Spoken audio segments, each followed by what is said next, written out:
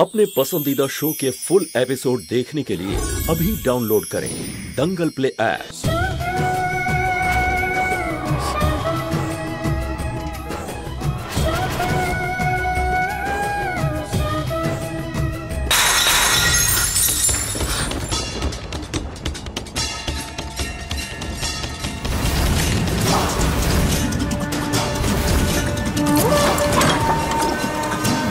अरे की हल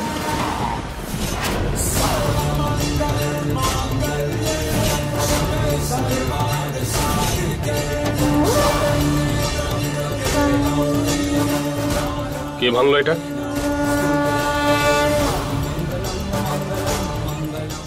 আসলে ভুল করে এটা পড়ে গেছে। আমি আসলে পরিষ্কার করছিলাম তো, পড়ে গিয়ে ভেঙে গেছে। আরে কি হয়েছে? এটা কি তোমার হাতটা নুলো হয়ে গেছে নাকি? ওই ভিখারিটার সামনে ভাতের থালা ফেলে দিয়েছিলে, আজকে এই ফ্লাওয়ার ভাসটা ভাঙলে। তোমার হাত দুটোর হয়েছেটা কি? জং লেগে গেছে তোমার হাতে। আমাকে ক্ষমা করে দাও, আমাকে ক্ষমা করে দাও প্লিজ।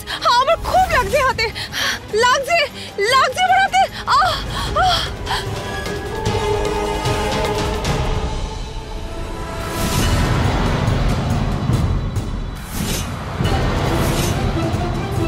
আরে বারবার করে বলছি ভিখারিদের খাবার দিও না দিও না, তুমি আমার কথাই শুনছো না। আর তোমার হাত থেকে পড়লোই বা কি করে? নুলা হয়ে গেছে, নুলা হয়ে গেছে তোমার হাতটা।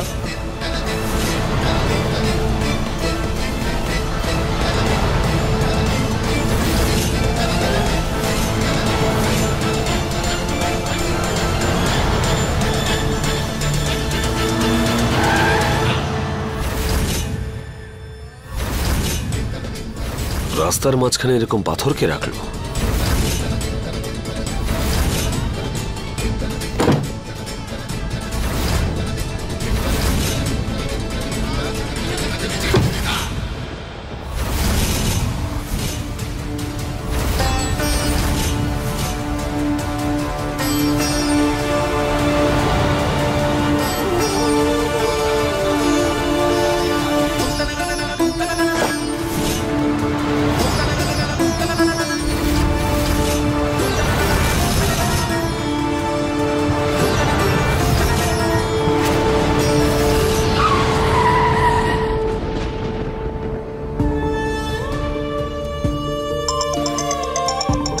ফোন রিসিভ করছে না কেন?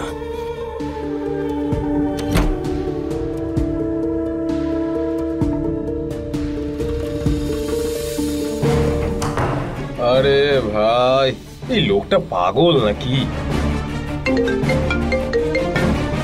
আরে পাগল হয়ে গেছো নাকি? এত ভালোবাসো নাকি আমায়?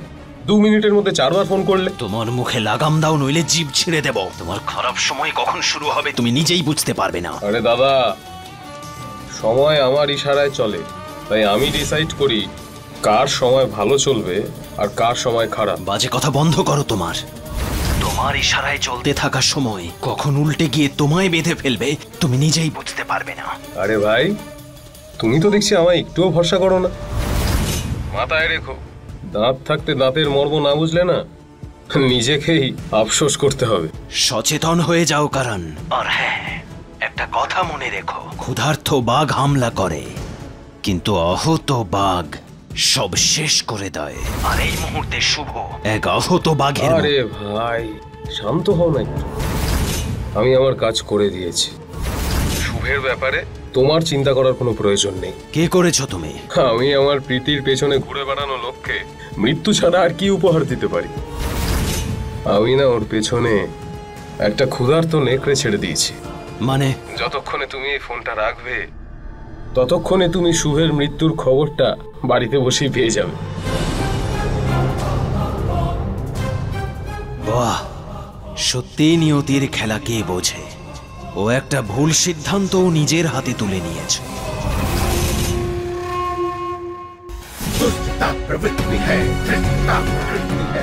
হ্যালো হ্যালো,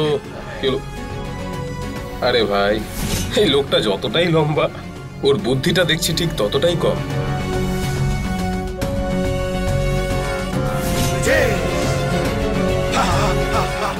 আমার পথের কাঁটা আমার হাত না লাগা সত্ত্বেও সামনে থেকে সরে গেল। এবার এই সম্পত্তি পাওয়ার জন্য আমার আর কারো প্রয়োজন নেই, না শুভর না অন্য কারোর।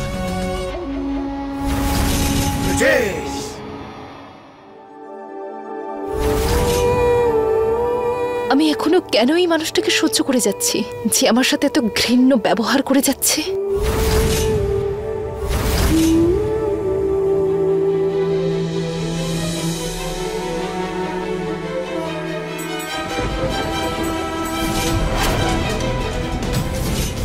আমি বলেছি ক্ষমা চাও।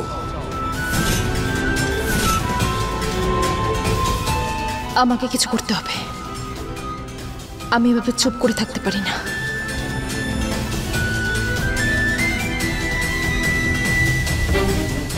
বাবা, পেপারগুলো রেডি করে দিয়েছি, তুমি চেক করে নাও সবকিছু ঠিক আছে কিনা, কিন্তু খেয়াল রাখবে কিছু যেন গন্ডগোল না হয়। বাবা, তোমাকে এত খুশি দেখাচ্ছে কেন? বাবা, পেপার রেডি হয়ে গেছে, সাইন করতে হবে।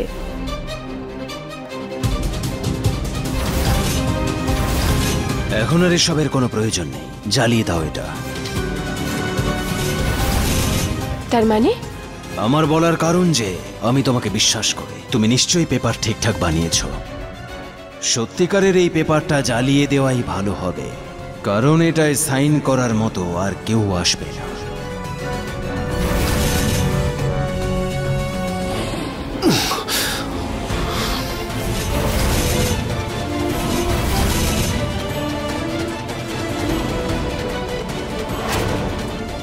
দাদা, ও আবার কিভাবে বেঁচে গেল? কি হয়েছে তোমার? বাবু, এত আঘাত লাগলো কি করে তোর? কি হলো বাবা? আসলে ঠাম্মি, আজকাল লোকজন চোখ বন্ধ করে গাড়ি চালায়। যদি গাড়ির ব্রেক না লাগতো তাহলে আজকে আমি আর বেঁচে থাকতাম না। জানি না কি হতো আজকে। বাবু, কি যে বলিস না তুই। কিন্তু দাদা, তোমার তো বড় আঘাত লেগেছে। যাক বাবা, বড় কিছু হয়নি।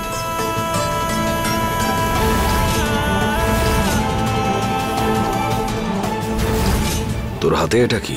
দাদা, ওই আমি পেপারগুলো আবার বানিয়েছিলাম, শুধু তোমার সাইন করাটাই বাকি। দে। কি দাও? দেখো একবার ওর কতখানি আঘাত লেগেছে, ওর হাতে তো ব্যান্ডেজ করা আছে। এই অবস্থায় ও সইটা কি করে করবে? সরি দাদা, ওই আমি তোমার হাতটা দেখতেই পাইনি, আই এম সরি। কোনো ব্যাপার না। কণিকা, একটা কাজ করো, চট করে যাও আর ওর জন্য হলুদ দিয়ে দুধ নিয়ে এসো, ওর ব্যথাগুলোতে উপকার দেবে। হ্যাঁ মা, এক্ষুনি আনছি। হ্যাঁ, আমার তো এটা মনে হয় যে যখনই সায়নী বৌমা তোমার সঙ্গে থাকে না, তখনই তোমার ভাগ্য সৌভাগ্য বয়ে আনে। তুমি ঠিকই বলছো ঠাম্মি, সায়নী আমার ভাগ্য, ওকে ছাড়া আমি অসম্পূর্ণ। বাবু, আমি তো চাই যে সায়নী বৌমা খুব তাড়াতাড়ি তোমার জীবনে আবার ফিরে আসুক। ও কবে আসবে? কালকে তোমাদের বৌমা তোমাদের সামনে থাকবে। খুব ভালো কথা, তুমি বিশ্রাম করো বাবা।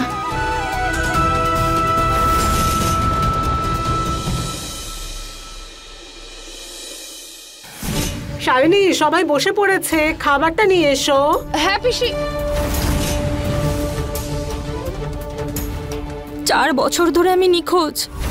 আমি তো এটাও জানি না আমার পরিবার কে।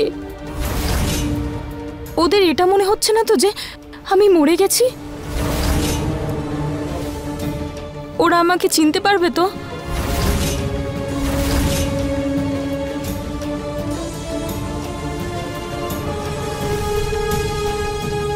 নিখি, তোমার পরিবার না কোনোদিনও তোমাকে ভুলে গেছে, না কোনোদিনও ভুলে যাবে।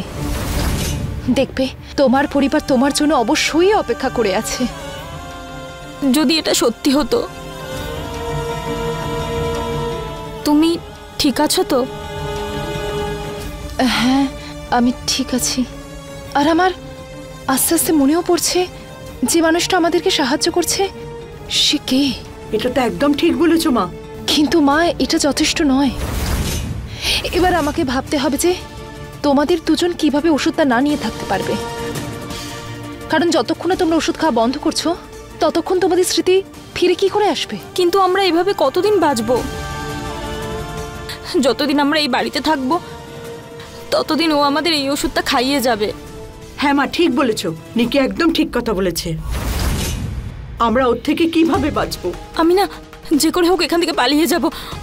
নিকি, তুমি একদম চিন্তা করো না মা। আমার বিশ্বাস আছে শুভ আমাদেরকে কালকে এখান থেকে ঠিক বার করে নিয়ে যেতে পারবে, অনেক দূরে নিয়ে যাবে। না মা, আমরা ওর ভরসায় থাকতে পারবো না। যদিও এখানে না আসে তো? ও আমাদের মেরে ফেলবে না তো? না নিকি, এরকম কিচ্ছু হবে না। মা, তুমি একটা কাজ করো, তুমি খাওয়ার প্লেটটা নিয়ে এসো, আমি এক্ষুনি আসছি।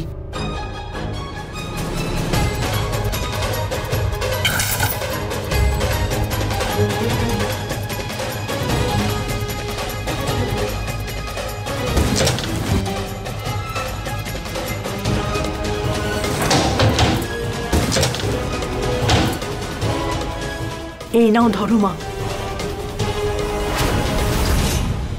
মা এটা কি? ঘুমের ওষুধের বড়ি। কিন্তু এটা তোমার কাছে কি করে এলো? আরে মা, আমার ঘুম না আসার অসুখ ছিল, ওই আমাকে এই ওষুধটা দিয়েছিল। এখন ওর দেওয়া ওষুধ আমরা ওর ক্ষেত্রে কাজে লাগাবো। কিন্তু মা এটা খেলেও মরে যাবে না তো?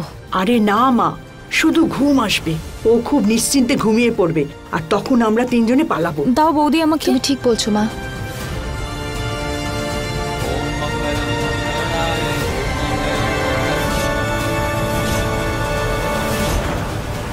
তাড়াতাড়ি।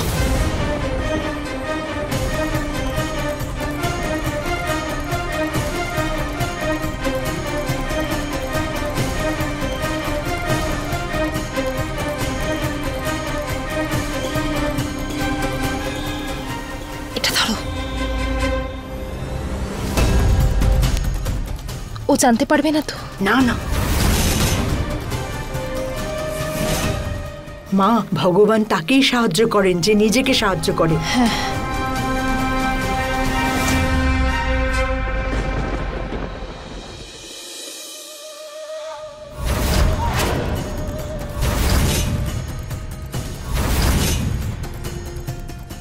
এই দেখো তোমার খাবার। ওহ, থ্যাংক ইউ প্রীতি। খুব খিদে পেয়েছিল। হ্যাঁ। প্রীতি, হ্যাঁ, কোথায় যাচ্ছ তুমি? আমার পাশে একটু বসো।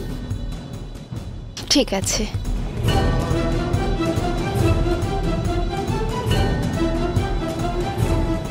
আজ অকারণেই তোমার উপর রাগ দেখিয়ে ফেলেছি। অ্যাকচুয়ালি এই বাড়ির কোনো জিনিসই তোমার হাসির থেকে বেশি দামি হতে পারে না।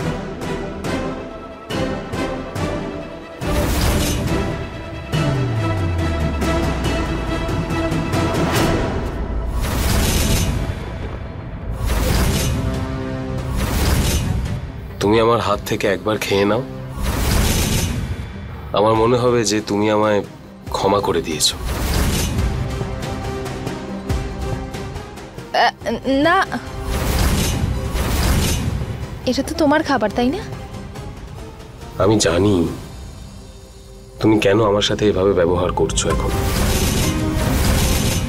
কারণ আমার ব্যবহারের জন্য তুমি রেগে আছো তো এখনো। আমি তোমার কাছে প্রমিস করছি যে আজকের পর এরকম কিচ্ছু কোনোদিন করব না, প্লিজ। এই 1 চামচ খাবার আমাদের সম্পর্কটা নতুন করে তৈরি করার জন্য।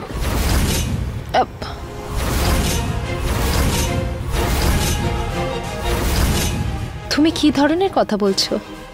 আমি তোমার উপর কি করে রাগ করে থাকতে পারি? আর আমি তোমার জন্য এত ভালোবেসে খাবার বানালাম, তুমি খেলে আমার খুব ভালো লাগবে। প্রীতি, তুমি ঠিক কি চাও বলো তো? আমি তোমার সাথে ভালোবেসে কথা বলছি, আর তুমি তখন থেকে আমাকে রিজেক্ট করে যাচ্ছ, রাগ দেখিয়ে যাচ্ছ। রাগিও না আমায়, খেয়ে নাও।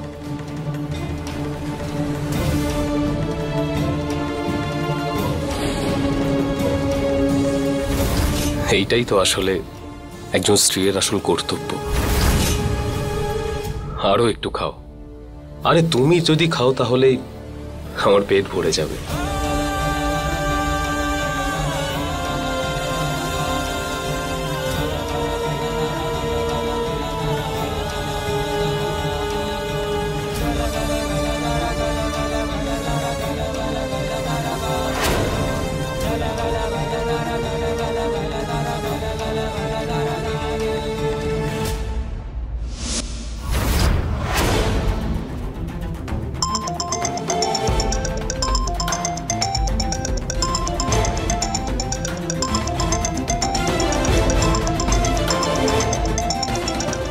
আরে ভাই, এখন কেউ রাত্রিবেলা আমার স্বপ্ন দেখছে?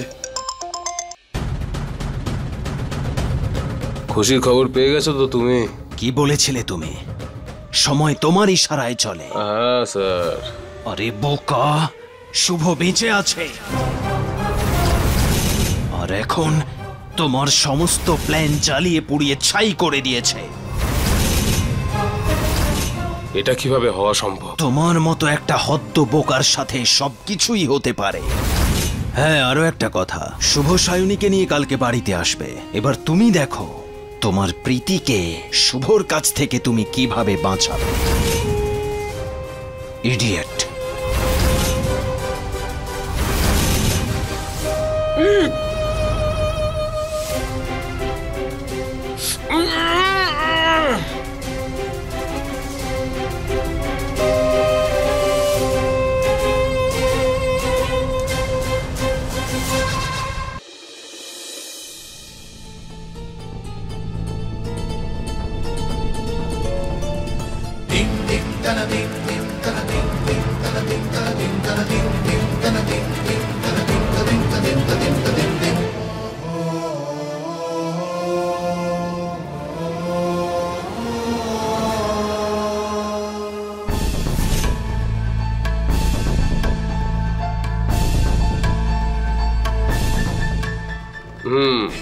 এই নাও আজকের ওষুধ। হ্যাঁ বাবা, ঠিক আছে।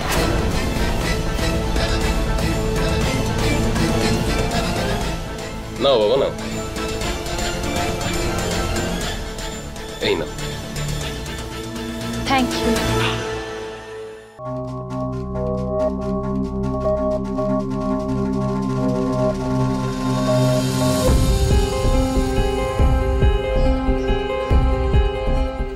খুব ভালো তো দেখছি। তুমি তো ক্লিনিক যাবে তাই না? আমি টিফিন প্যাক করে দিচ্ছি তাড়াতাড়ি। কোনো লোড নেওয়ার দরকার নেই, আজকে আমার বাড়িতেই কাজ আছে, বাড়িতেই আছি আমি। আচ্ছা ঠিক আছে।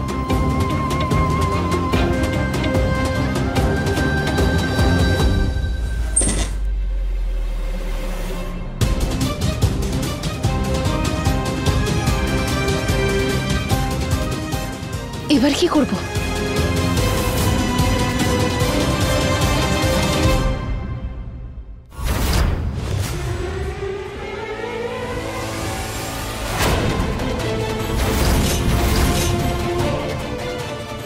দরজায় তালা নেই, আর গাড়িও দাঁড়িয়ে আছে, তার মানে করণ বাড়িতেই আছে।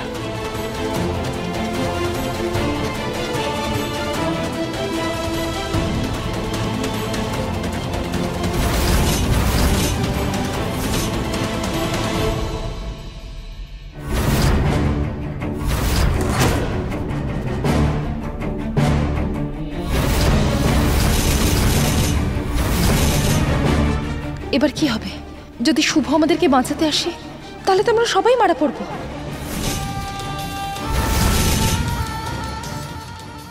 আমাকে যেভাবেই হোক শুভকে বাঁচাতে হবে।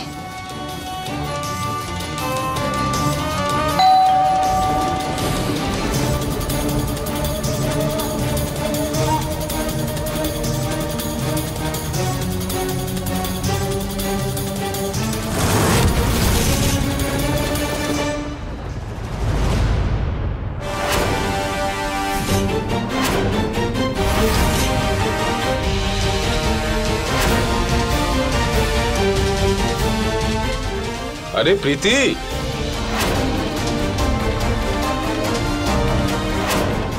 তুমি দরজা খুলছো কেন? আমি খুলছি দরজাটা।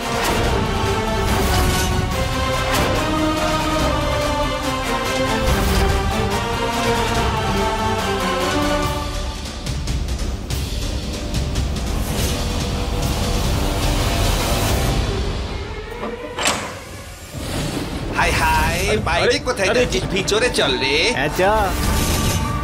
হাই হাই, আরে ভেতরে কোথায় যাচ্ছ? বাকি সুন্দর ঘর রে তো। এই আমরা কোথায় যাচ্ছ?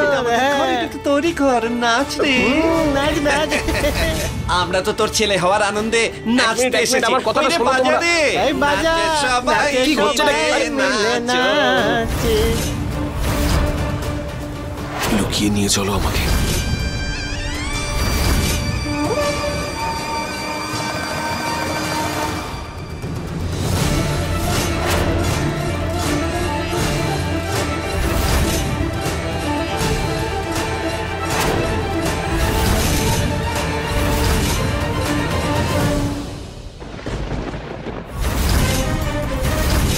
ভদ্রভাবে বলছি, বাড়ি থেকে বেরিয়ে যাও। এই, এটা কি 11 নম্বর বাড়ি নয়? এটা 11 নম্বর বাড়ি নয়, 11 নম্বর বাড়ি পাশেরটা। আচ্ছা ঠিক আছে ঠিক আছে, ভুল হয়ে গেছে আমাদের। এত রাগ দেখাচ্ছিস কেন রে? আর এভাবে এভাবে বকছিস কেন রে? এই চল সবাই মিলে। হ্যাঁ, চল। ভুল হয়ে গেছে, কোনো ব্যাপার নয় হিরো, তোর ছেলে হলে তখন তো আসবো।